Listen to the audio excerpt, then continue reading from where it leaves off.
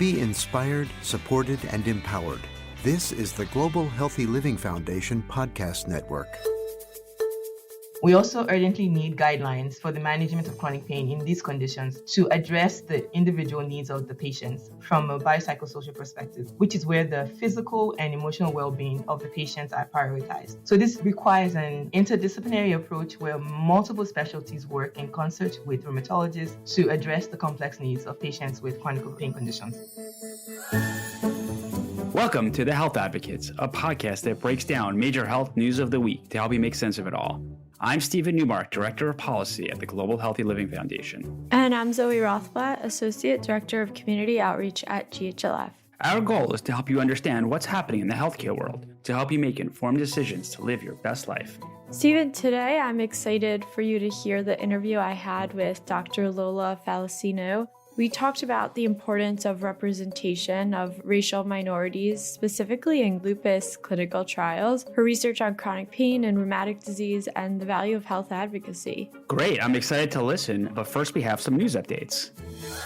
Okay, what's our first update?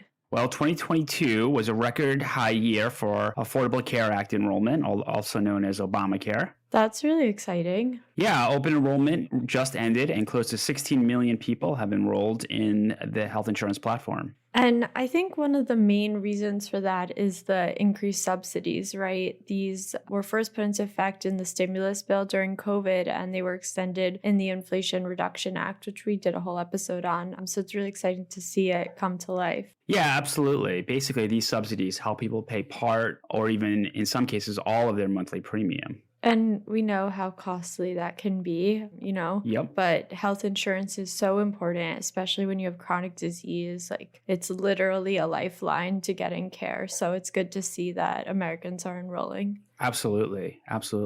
Also, following up from our recent episode we did on COVID policy in China, the CDC is expanding airport screening here in the United States. Yeah, so, as China moves away from the zero COVID policy, there's concern over outbreaks and especially over a new variant, and the U.S. is being watchful. Yeah, as of our recording, all passengers 2 years old and older originating from China will be required to get a COVID test no more than 2 days before their departure, regardless of their vaccine status. Okay, well, it's good to see the CDC coming out and making some rules. I feel like we haven't got updated rules from the CDC in a while, so it feels comforting to see that they're watching this. Yeah, hopefully it will help stem some of the flow and, help us ward off or at least minimize a great influx of some super new variant, but we'll see. We'll see what happens. We'll see. All right, Stephen, well, that brings us to the interview portion of our episode. Like I mentioned, I spoke with Dr. Lola Falasinnu. Dr. Falasinnu is the assistant professor at Stanford School of Medicine. She's an epidemiologist and pain scientist. Her current research interests are focused on developing best practices for adapting electronic health records for use in epidemiological inference in rheumatology with an emphasis on pain, disability, and function.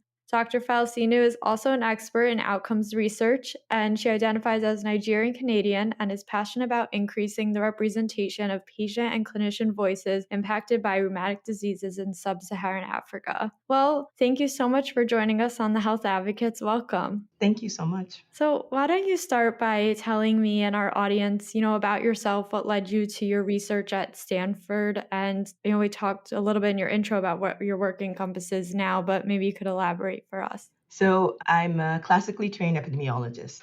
I started off my career after my master's degree in epidemiology and public health surveillance. I helped coordinate the integration of an electronic HIV registry in the health department in Washington, D.C.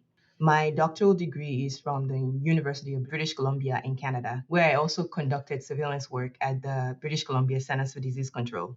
During my PhD, I also worked at the World Health Organization, where I helped develop policies to guide the adoption of electronic health records in resource-limited countries. I also identify as a social epidemiologist. So my PhD involved the development and validation of clinical prediction models and their integration into electronic health records. So during my PhD, I gained an appreciation for sex and gender research, particularly how clinical and structural interventions can best be implemented and adapted to promote health on a population level. And this directly led me to joining Dr. Julius Imar's lab at Stanford as a postdoctoral fellow with broad interest in lupus research. So my current research interest can be condensed into three very broad areas. First, I'm interested in developing tools to study the epidemiology of pain in the general population and also in rheumatology. Second, I'm also interested in explicating the mechanisms of race, ethnic, and gender disparities in rheumatology. And finally, I also study ways to increase ancestral and gender diversity in rheumatology trials. So, going back to your focus, you mentioned that you're focused on rheumatic disease. Can you talk a little bit about what drew you into this field and why that focus specifically? I know a lot of our listeners live with arthritis, so I'm sure they're excited to hear that you're doing so much great work in this field.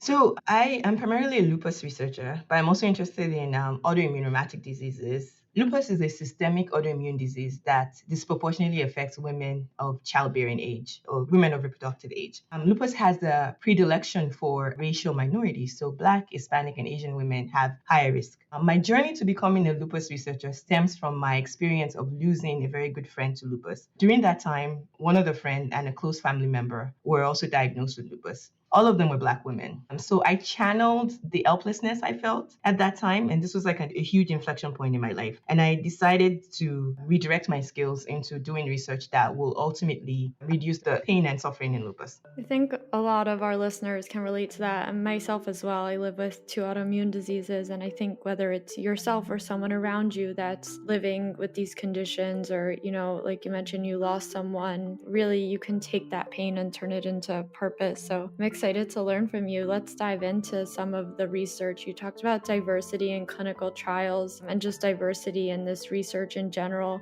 Why is that important, and what can we do to improve it? So in 2016, we did a review of the representation of racial minorities in lupus trials. We estimated that Black patients comprise about 43% of lupus patients in the United States. However, Black patients comprise only 14% of trial participants in lupus, and Black representation actually dropped during the study period from 20% in an earlier time period to 10% between 2012 and 2017, making this the only race group whose representation had decreased during that time period. So we replicated that study in rheumatoid arthritis and also found underrepresentation of racial minorities in trials. So in that study, we found that Black participants represented only 3% of rheumatoid arthritis trials, which was significantly lower than the representation of Black people in US Census. So the issues of the lack of diversity in clinical trials is not unique to rheumatology. We see it in cancer and cardiovascular disease trials as well. So there are some very important points to consider. For example, the inclusion of race ethnic minorities in trials adds complexity and cost. This includes translation services, transportation, and the restitution of lost wages. So I usually ask 3 questions when I'm thinking about this line of research. First, are clinicians actively approaching minoritized patients? And if we find that they're not, then there are measures and training programs to reduce implicit bias. And the second question usually is, are minoritized patients refusing to participate in trials when approached? And issues of medical mistrust can be mitigated by having a more diverse trialist workforce. And finally, I always ask whether the inclusion or exclusion criteria unintentionally limit the inclusion of race ethnic minorities. For example, Black patients have more severe phenotypes of lupus. So are inclusion and exclusion criteria including only milder disease and excluding Black patients? And I also think of the following solutions. So we need to acknowledge the uniqueness of the lupus patient group. They tend to be very young women who are grappling with their mortality, and they're also dealing with other life stressors. So they're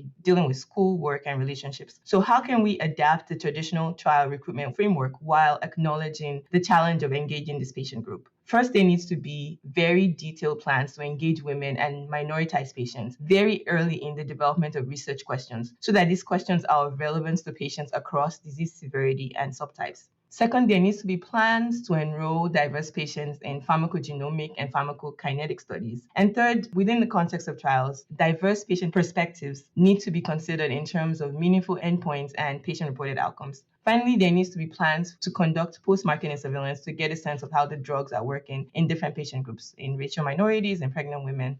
And finally, let's talk logistics. We recently looked at the reasons why Black women with lupus enrolled and finished the trial. We found that older women, those who are disabled or unemployed, and those with few children in their households were the most likely to enroll and stay in the trial. In fact, for each additional child in a woman's household, our odds of staying in the study reduced by 22%. So remember I mentioned that lupus affects women of reproductive age or women of childbearing age. Life with children can be very busy and the schedules of parents may not permit the addition of a clinical trial. I've been there.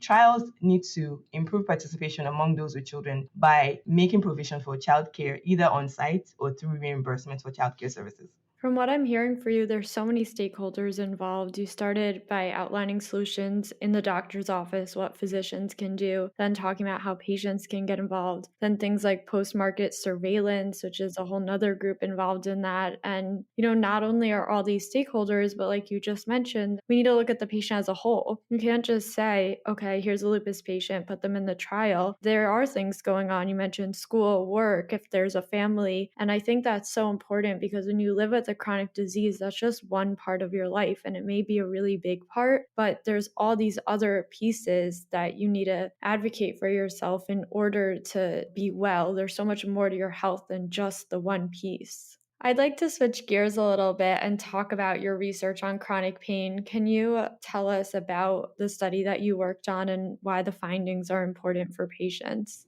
So people with autoimmune rheumatic diseases such as lupus and rheumatoid arthritis and psoriatic arthritis face many health challenges. This includes unpredictable disease flares and organ damage. Chronic pain often compounds these challenges and often takes many forms, including arthritis, headaches, and abdominal pain, for example. Scientists and clinicians do not fully understand the mechanisms that cause pain in autoimmune rheumatic diseases, but we know that pain is one of the most under-addressed complaints in patients with rheumatic diseases. Pain researchers identified about 11 conditions that they named chronic overlapping pain conditions. These include fibromyalgia, irritable bowel syndrome, and chronic low back pain. In the general population, as the number of chronic overlapping pain conditions increases in a patient, so does the likelihood of disability and psychological problems. Chronic overlapping pain conditions are also associated with fatigue, mood, and sleep disturbances. So in the study, our goal was to estimate the burden of chronic overlapping pain conditions in patients with autoimmune rheumatic diseases. So this knowledge can be foundational in developing more effective management options for chronic pain in patients with autoimmune rheumatic diseases and improve their quality of life and function. So we looked at electronic health records of 6,000 patients with 5 autoimmune rheumatic diseases: psoriatic arthritis, rheumatoid arthritis, lupus, Sjogren's syndrome, and systemic sclerosis. So between 36 to 62% of patients in the study had a chronic overlapping pain condition diagnosis. The most common chronic overlapping pain condition was chronic low back pain, followed by migraine and also fibromyalgia. We found higher prevalence among Black patients and those using public insurance. And we also found that patients with one or more chronic overlapping pain conditions were more likely to report depression and anxiety, and they also had more frequent emergency department visits, surgeries, and hospitalizations. So these findings suggest that chronic overlapping pain conditions are strikingly common among patients with rheumatic disease and are associated with lower quality of life and greater healthcare needs. So what does this mean? We need better chronic pain treatment options. We also urgently need guidelines for the management of chronic pain in these conditions to address the individual needs of the patients from a biopsychosocial perspective, which is where the physical and emotional well-being of the patients are prioritized. So this requires an interdisciplinary approach where multiple specialties work in concert with rheumatologists to address the complex needs of patients with chronic pain conditions. A common thread that I'm seeing in your research is just, looking at the patient as a whole, involving all stakeholders. Like, it really isn't on one person to figure this out. As a patient, you're not alone. There's other people in your care. And I so appreciate that your research is looking at the physical, the mental, the lifestyle. There's not a lot of research out there that patients can point to and say, that's me, especially when you say that there's a lack of diversity in clinical trials and just research in general. And the fact that you're paying attention to Black voices so that people can see that research and identify with it is so important. So thank you so much for all that you do. Okay, the last question I wanted to ask you is, what does health and patient advocacy mean to you? So this is such a good question, and it strikes at the heart of the issue of reflexivity. And in research, reflexivity means examining one's own beliefs, judgments, and practices during the research process and how these may influence the research. So I'm a Black woman doing research in rheumatology. As I mentioned before, my experience with friends and family living with lupus tends to intentionally or unintentionally show up in the research questions that I pursue. So first, we cannot talk about lupus without talking about sex and the biological significance of sex. However, much less of the conversation is focused on the issue of gender as a construct in risk, morbidity, and mortality in lupus, and actually in any chronic disease. For example, lupus is an unrecognized leading cause of death in young women in the United States. It is a top 5 cause of death in 15 to 24-year-old Black and Hispanic women. But we do not talk about the psychosocial burden of these young women contemplating their mortality at such a young age. They're often dying of diseases that most people die of at much older age groups. Then there's the issue of life interruptions. Imagine being a young woman diagnosed with lupus in the middle of, say, getting a degree. It's usually a crescendo of symptoms and then they finally get a diagnosis. So let's remember that most people are sickest around the time of diagnosis. So what happens to their dreams of having a partner, children, holding down a job? The achievements that we often take for granted are often out of reach for many lupus patients, and this is the same in many chronic diseases too. And then there's the issue of social isolation. There are gender disparities in the rate of partner abandonment in chronic disease. For example, in multiple sclerosis, there's a 6-fold increase in the risk of divorce after diagnosis when a female spouse is afflicted with multiple sclerosis to when a male spouse is afflicted with multiple sclerosis. So we need longitudinal assessments of social transitions in lupus patients. So how are individual social trajectories unfolding in response to chronic disease or to lupus burden, for example? So we need interventions to improve resilience, coping, and medication adherence in patients with lupus. So these are usually like the questions that guide my research priorities. Well, thank you so much for all you do and for sharing with us today. We really appreciate your time. Thank you for having me. Yeah, thank you, Dr. Falasinnu, and thank you, Zoe. That was a great interview. Thanks, Stephen. I'm so glad you enjoyed it. And may I ask, what did you learn today? Well, I thought it was fascinating to hear from somebody who has the disciplines of pain management and epidemiology and the interplay between the two. So it was great to hear that interview with Dr. Falasinnu. Agreed. It was so important to hear from her about, the patient experience and really highlighting minority groups in order to provide the right care.